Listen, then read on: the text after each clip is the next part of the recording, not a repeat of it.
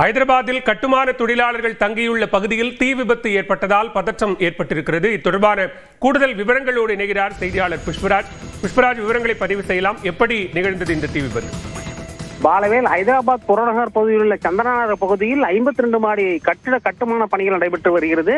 இந்த கட்டுமான பணியில் வடமாநிலங்களை சேர்ந்த நூற்றுக்கணக்கான தொழிலாளர்கள் ஈடுபட்டுள்ளனர்.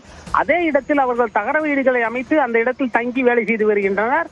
இந்த நிலையில் இன்று அனைவரும் மதிய உணவிற்கு பின் வேலைக்கு சென்றிருந்த போது ஒரு வீட்டில் இருந்து தீ விபத்து ஏற்பட்டது. அதனை தொடர்ந்து ஒரு சிலிண்டர் வெடித்து அந்த தீ விபத்து பெரும் தீ விபத்தாக மாறி மொத்த வீடுகளும் பற்றி எரிய துவங்கின. இதனால் அந்த பகுதி முழுவதும் பெரும் பரபரப்பு ஏற்பட்டது. நூற்றுக்கணக்கான தொழிலாளர்கள் தங்கியிருக்கும் குடியிருப்பு பகுதியில் ஏற்பட்ட தீ விபத்து கடும் அச்சத்தையும் பொதுமக்களிடையே ஏற்படுத்தியது.